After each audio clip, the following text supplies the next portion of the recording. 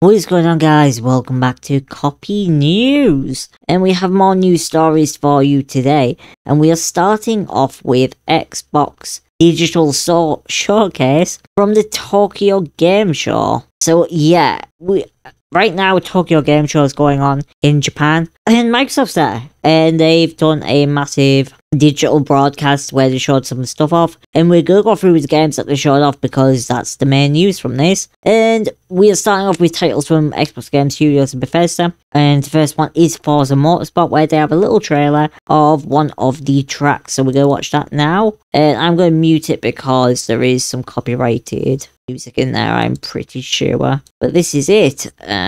Alright, so this is it, and it's in 1440p, because that's the highest I can play it. But yeah, it's got a little bit of the track, a little bit of the gameplay sort of thing. I don't know, like a little cutscene that they've done. So that's going to be the new track in the game. And obviously, as you can see on the screen, it says what car it comes with if you get it or play it on Xbox. Another one is Fallout 76 Atlantic City. Fallout 76 art director Jonathan Rush made an appearance to introduce Atlantic City, a brand new location coming to the game on December 5th. Since we announced Atlantic City at the Xbox Showcase last June, we've upped the ante with so much great content that we're splitting it into 2 releases, said Rush. Atlantic City has stacked the deck with new content including new locations, new factions, new creatures, new missions, and new rewards, plus a flush casino where our Wastelanders can test their luck. Team players already on them can join the fun early, with Atlantic City available on the public test server from October 3rd. So that looks like there's going to be quite a, if it's as he says, a big update, then it looks like there's going to be quite a lot of content coming to Fallout 76. So if that's a game that you have, and it's a game you enjoy, I know some people didn't enjoy it, I know some people do enjoy it, but if it is a game you enjoy, then it might be worth checking it out and dusting it off if you're on Steam on October 3rd, and if not, December 5th apparently. Elder Scrolls Online. They always have stuff coming out, Elder Scrolls Online, which is one of the nice things about the game.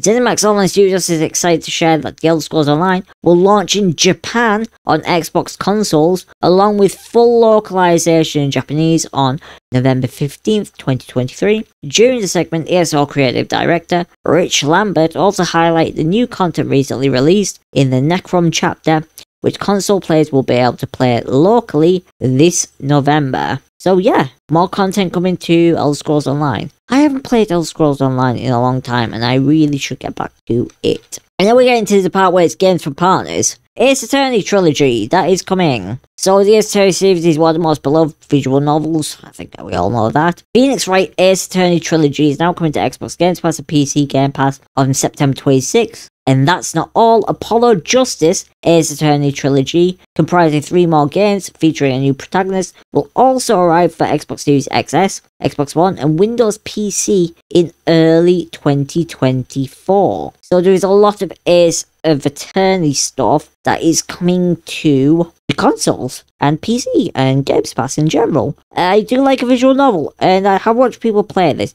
This is one game that I haven't played myself, but I watched other people play, and I've always said to myself, I need to play this, and never get around to it, so like, maybe this is an opportunity for me, like, to stop being so, lazy, and actually do it, and get around and play it. Althea, The Wrath of a Fairy. The new action-adventure odyssey was created by 2 brothers, and it's short of never-before-seen gameplay. We got a good look at its characters, the warrior Lily and mysterious monk Sadie. Okay, this is what it's saying here. All set within the mysterious and dangerous ruined temples, inspired by the work of Hayao Miyazaki and Mamoru Hosoda. Both combat and puzzling are created with 2 characters in mind, asking you to use both their powers to proceed. Althea the Wrath of a Fairy is coming soon for Xbox and Windows PC. Don't know much about that game. I mean, puzzly games, I do like puzzly games. And having 2 characters to progress through the missions could be interesting, but we'll have to see how it works. I wonder if you need 2 people to play it, or whether 2 people can play it,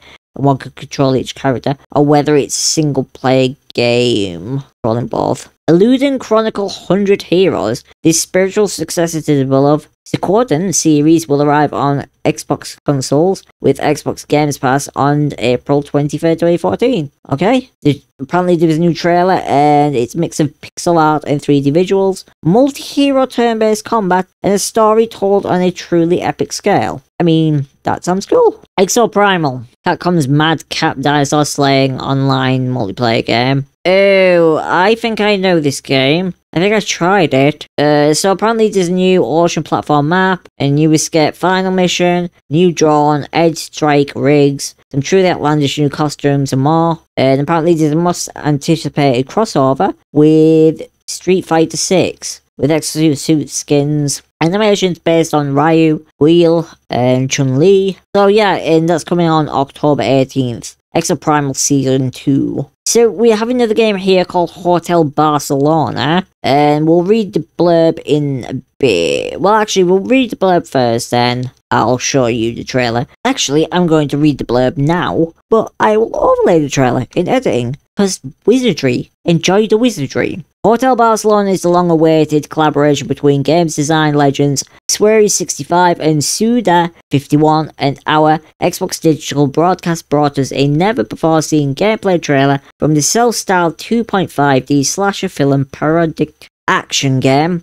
Drawing influences from across horror's history, you'll be pitted against everything from alien entities to AI-enhanced sharks, all while stuck in an endless time loop filled with serial killers, and only your deceased past selves to help you. Both Swery and Suda appeared in the show to discuss the game. Swery discussed the game's unusual beginnings, with Suda asking him to announce a collaboration on the fly with no prior discussion, and its inspirations from Stanley Kubrick's The Shining. Suda explained that he and Swery worked on the initial concept together, then all of a sudden, Swery completed tons of work on the development, and Hotel Barcelona materialized. Most of the time when someone does lip service like that, the project never materializes, but Swery made this project a reality in order to deliver something to the fans. I'm quite interested to see if this is I think this is a two-person game. Was this made just by two people? I think this was just made by two people. And if that is the case, that is pretty impressive. Another game that is coming out that has been announced is Infinity Strash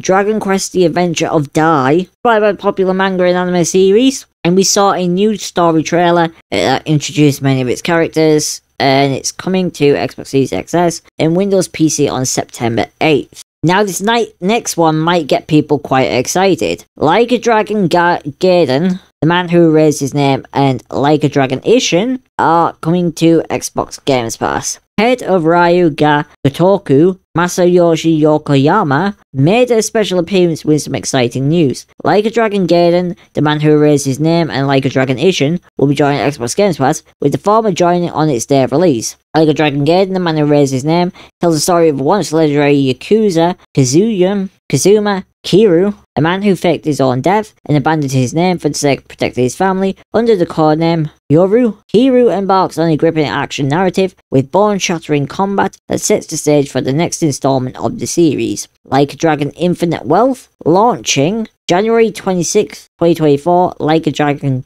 Gaiden, The Man Who Erased His Name, will come on Games Pass on release day, November 9th. Like a Dragon Ishin is one that's already launched on Xbox earlier this year, and that story centers around Sakamoto Ryoma, and I actually watched my friend complete that game yesterday, and it was a lot of fun to watch that game, and he looked like he had a hell of a lot of fun playing that game. So yeah, Like a Dragon, lots of stuff coming out about that. If you enjoyed the first game, then you might enjoy the next ones. So if you do have Games Pass and you see them on Games Pass, give them a check out. So like I said, Like a Dragon Gaiden will be November 9th, and Like a Dragon Infinite Wealth is launching 26th of January 2024. Mineko's Night Market. The adorable social simulator is coming to Xbox Series XS, Xbox One and Windows PC, with Xbox Games Pass and PC Game Pass on October 26th. New gameplay showed off how the game will allow you to scavenge for materials, craft them, sell them at your market stall, all while building relationships with the characters around you. So, there is a new My Lovely game coming out, this one called My Lovely Empress. This is apparently the third installment in the series. I have not played the previous two games, which was My Lovely Daughter and My Lovely Wife. My Lovely Empress is a new outing for small Indonesian studio, Game Changer Studio. Each game in the series is a management sim that explores the darker impulses in human relationships, and this new entry pushes that to a new level of scale. Playing as the Emperor of the Crimson Kingdom, you'll need to balance the needs of your subjects with your more personal quest to either resurrect your own deceased Empress or a new relationship with the leaders of neighbouring kingdoms. And this is coming to Xbox consoles and Windows PC in 2024. Octopath Traveler 2. Xbox's Sarah Bond appeared on stage to help introduce the upcoming Xbox release of Square Enix's Octopath Traveler 2. Sarah revealed that in the last 5 years, Xbox has more than doubled the number of Japanese games released on the platform, blah blah blah, and introduced a special message from Square Enix Vice President of Creative Business Unit 2. Oh god, business... That sounds so manga in anime. Creative Business Unit 2. It sounds like they're all trapped in a room, right? Like, they have a department, it's underground, and they all have to work, like, in this department, and that's it. Oh god, I'm sorry. Miyake announced that its beautiful HD 2D RPG, Octopath Traveler 2, will arrive on Xbox platforms in early 2024. And our next bit of news is that Palworld is coming. And I am super excited for this game, but it's been like, it's so weird because it's so long between when we hear stuff about this game and when we don't, and I want this game to be good because I want a non-Pokemon game because this looks graphically better. I want a non-Pokemon game that is fun and not as kiddified, and I'm hoping Palworld will sort of deliver on that. It seems a little bit more darker than Pokemon. This monster collecting RPG got a new gameplay trailer during the show, showing off new monsters, character customization, multiplayer base building, crafting, weapons, faction leaders, and more in its gorgeous 3D world. Palworld will arrive for Xbox and Windows in 2024, so it's still on track to come out for 2024, and I really hope it's good. Party Animals! The ferocious co-op competitive brawler from Recreate Games announced a partnership with Ori series, Ori and the Blind Forest, Ori Will of the Wisps, which will bring playable versions of both Ori and their adoptive mother, Naru, to the game. So if you do play Party Animals, then you really like Ori, then those two universes are going to collide. So expect some crazy fun with that. Expect some crazy fun. And yeah. And we have Persona 3 Reload news. Ahead of this epic remake's release on Xbox Series XS, Xbox One and Windows PC, with both Game Pass and PC Game Pass on February 2nd, 2024, producer Ryota Nitsuma introduced the game and revealed a brand new skill that is original to Persona 3 Reload.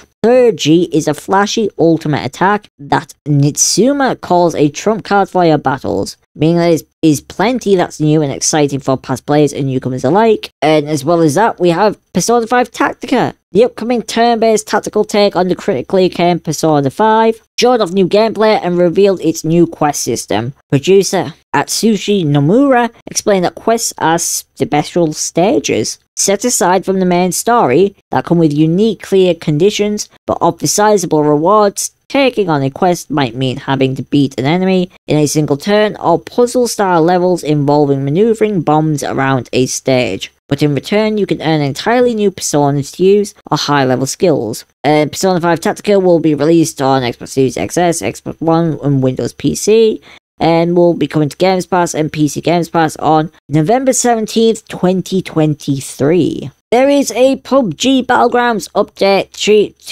teaser, and this is for Arangel. There is a teaser of some new developments in the map, which is the new map, Arangel map, coming this October.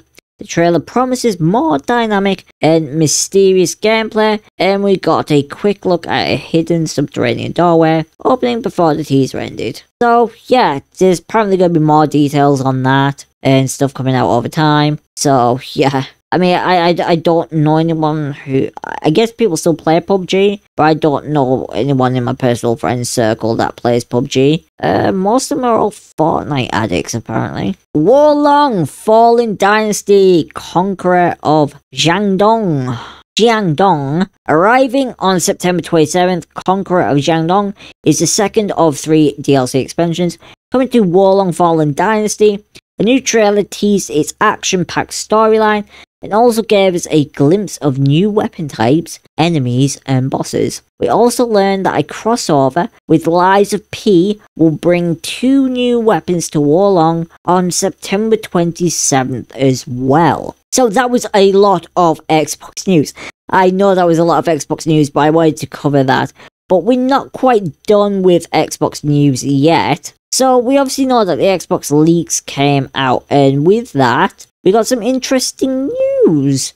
Xbox Games Pass is a financial success, earning $230 million in revenue in 1 month. So people have been doing some calculations on this, and apparently with 25 million subscribers as of January 2022, the service has generated a whopping $231.5 million in revenue in a single month. And I think this is a sign that Xbox Games Pass is working as intended. And that's a lot of revenue over a year. To put it in perspective, that's nearly $2.7 billion a year. I just did that math off the top of my head, so it's not exactly precisely accurate, but it's about $2.7 billion a year if they keep their subscriber count. And yeah, can't blame them. And I do see it as a good thing for consumers because you at least get to try a game before buying a game, right? So if it's an Xbox game, obviously it's going to be on Xbox Games Pass forever unless something really, really weird happens. But if it's a non-Xbox game, it's like one of the third-party titles that a partner's put on the platform, then that might only be on there for a limited period of time. But at least with Xbox Games Pass, you get to try the game, and if you enjoy the game, then you can purchase the game through the Xbox Store, the Microsoft Store, and I do believe you still get a 20% off discount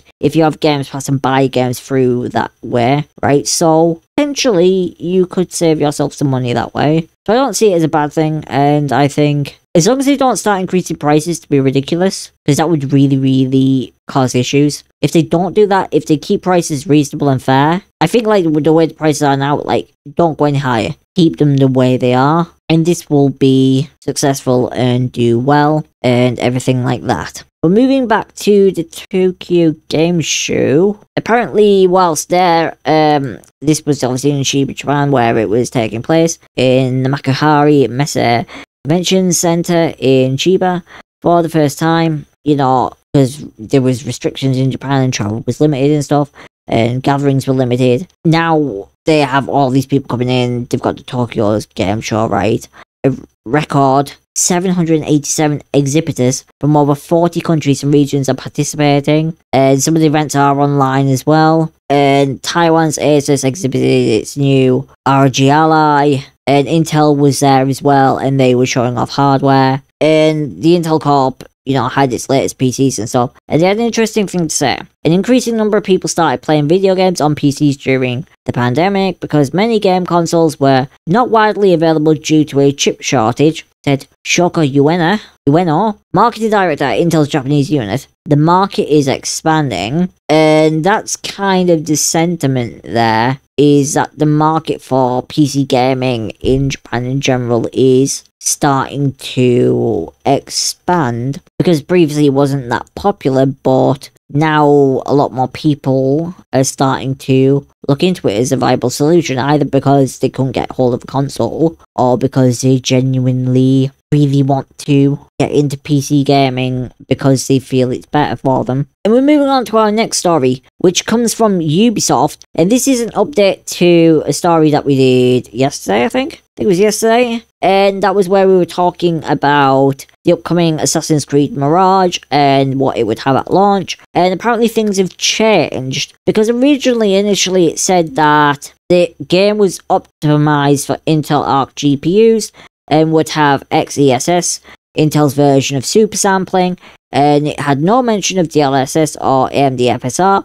However, in this article it has been updated. It says that it is using Intel's AI-assisted XESS supersampling, NVIDIA DLSS SLR, DLSS, bloody hell, and AMD's FSR. There's too many S's in this. Oh my god. It's like a tongue twister. It's literally like a tongue twister when you start reading this because it's just acronyms everywhere. Anyway, to upscale the resolution while enabling hardware, pump up more frames per second, and it just says now that it is optimized for Intel Arc GPUs and 13th generation CPUs. So that's a bit of an update. It's a little bit of a change. It's only a small update.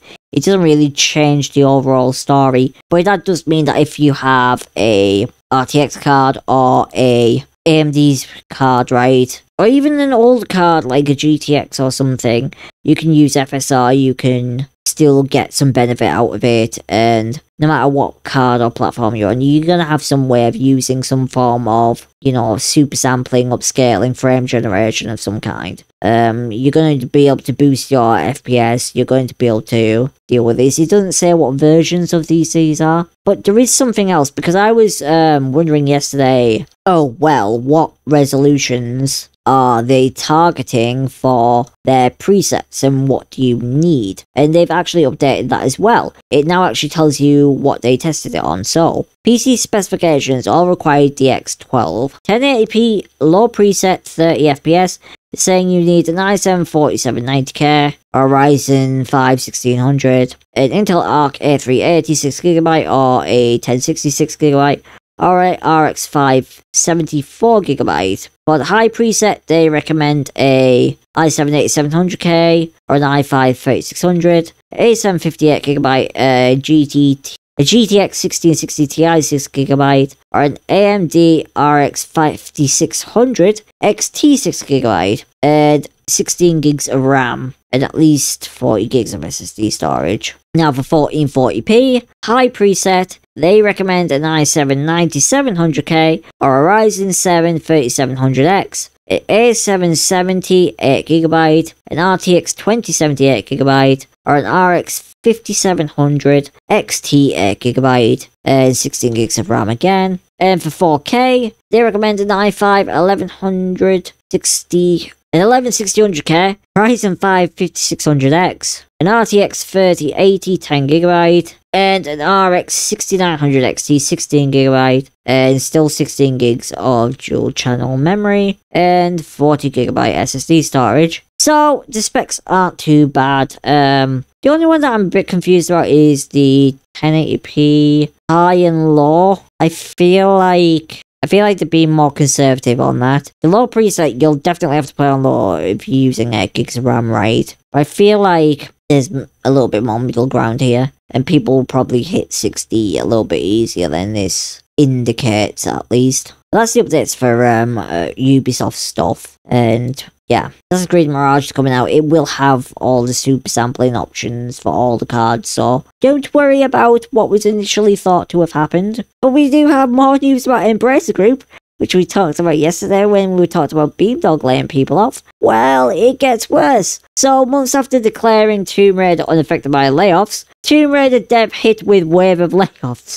Embracer Group's bloodbath continues as Tomb Raider dev Crystal Dynamics reports layoffs. This is bad. Crystal Dynamics has confirmed in a statement posted to social media that it has laid off 10 employees. Crystal Dynamics made the difficult decision to part ways with 9 brand marketing and 1 IT employee today due to an internal restructuring to align the studio with our current business needs. The company says we are working directly with the affected staff to fully support them. If you have applicable positions open at your studio across brand direction, creative services, community or IT, please pass them along to peoplexp@crystalid.com and we will ensure the information ends up in the right hands. So it does look like Crystal Dynamics are actively trying to find their former employees work.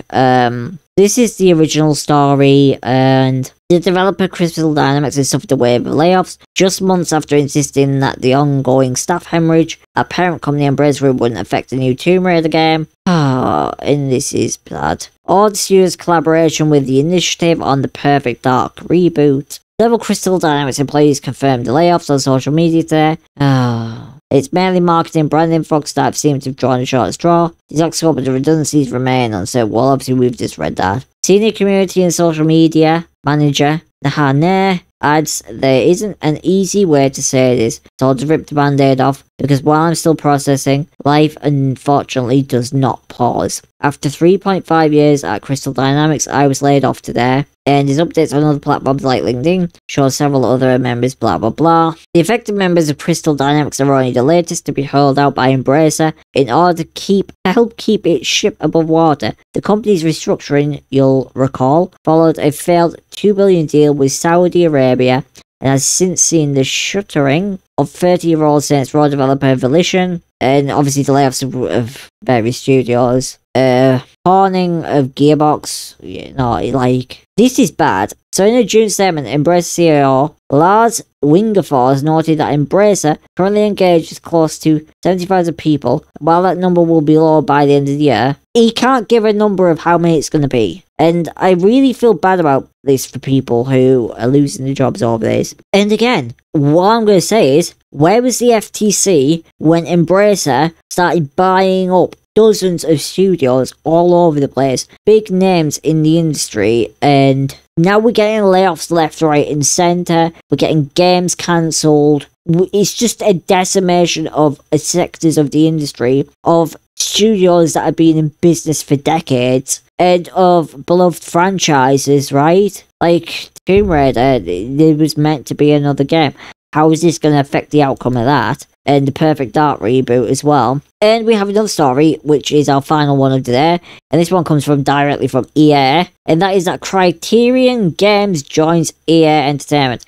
And I'm sorry that the background's white. I would normally use dark mode, but EA, in their infinite wisdom, have coded this text to be black. And it doesn't turn to white when you use dark mode, because it's like hard locked to be completely black, so you can't read it. A message from Vince Zampella, Group General Manager, Apex Legends, Star Wars Jedi, Battlefield, Need for Speed. Hi everyone, today I'd like to share that the talented team at Criterion Games will be joining EA Entertainment. Criterion has a rich history in gaming, having worked on Battlefield, Battlefront, Burnout, and of course Need for Speed. I'm thrilled to have a studio with such pedigree join the studios I oversee. As we've said before, we're all in on Battlefield. Today, Criterion is added to our world-class Battlefield studios, dedicated to ushering in a new era for the franchise. The majority of the team will be working alongside DICE, Ripple Effect, and Ridgeline, that are led by Byron Bede,